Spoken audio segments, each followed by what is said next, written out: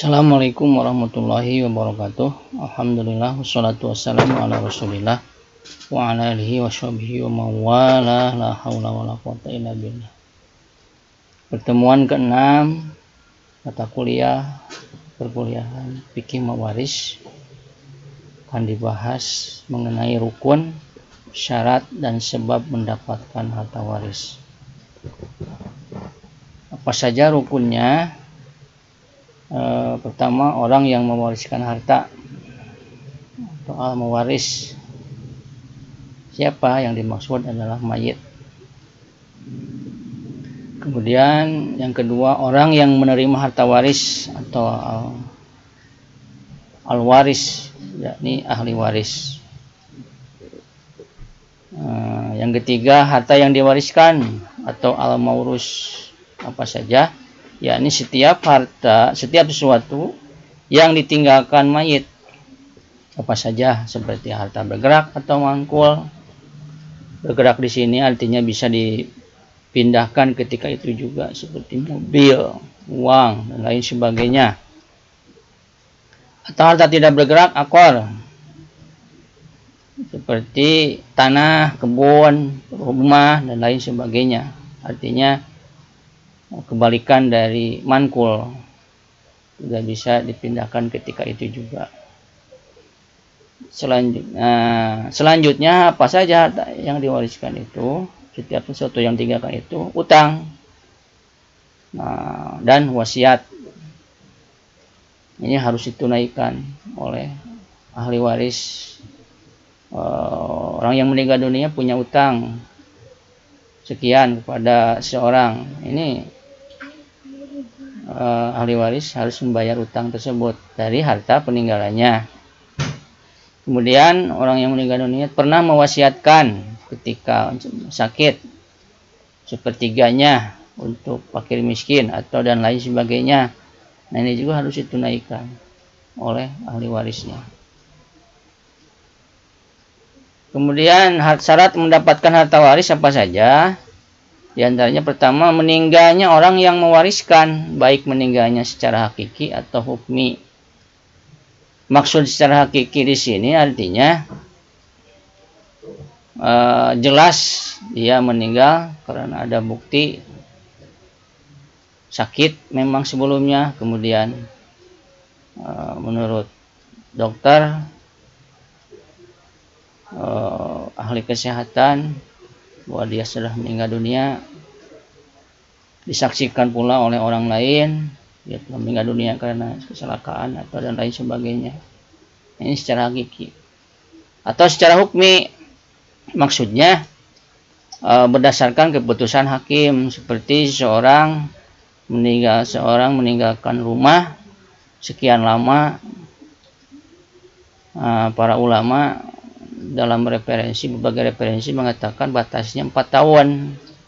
Dia diputuskan oleh hakim. Nah, hakim memutuskan bahwa dia telah meninggal dunia karena karena kabarnya belum juga ada sampai sekarang. Kemudian hakim berpatokan kepada bukti misalnya yang ditemukan bahwa orang yang pernah ketemu dengannya bersaksi bahwa dia benar-benar telah meninggal dunia karena sakit atau karena dimakan hewan yang buas dan lain sebagainya.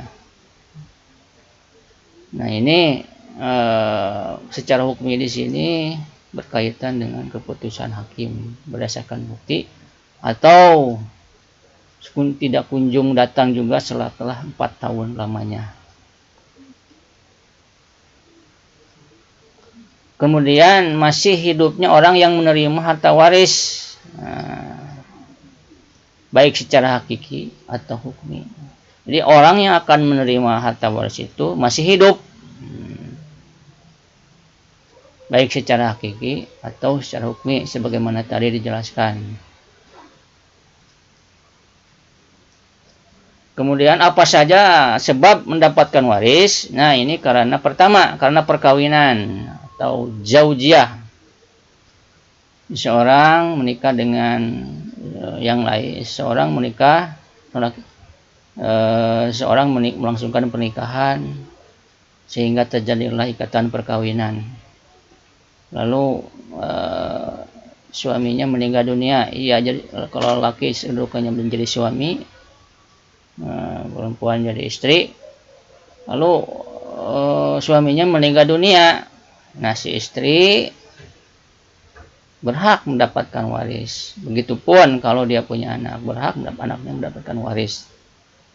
Ini karena ikatan perkawinan. Karena kekerabatan atau nasab, ada ikatan nasab seperti ayah, ibu, anak. Ini karena ada ikatan nasab keluarga. Karena memerdekakan hamba sahaya atau awala, seorang hamba sahaya punya harta banyak, kemudian meninggal dunia. Nah, orang yang seorang hamba sahaya, dia mempunyai harta banyak, dia dimerdekakan oleh seorang lain. Ketika hamba sahaya meninggal dunia, nah, orang yang memerdekakan dapat waris. Nah, itulah sebab-sebab yang sesuatu sebab mendapatkan waris. Silakan kaji di dalam kitab-kitab referensi, kitab-kitab fikih banyak diungkapkan. Kalau referensi sebagaimana telah disebutkan dalam pertemuan sebelumnya, fikih mawaris baik berbahasa Indonesia maupun berbahasa Arab. Demikian para mahasiswa, pertemuan ke-6 ini. Insyaallah kita akan lanjutkan pertemuan selanjutnya dalam tema yang berbeda. Akhirul kalam, assalamualaikum warahmatullahi wabarakatuh.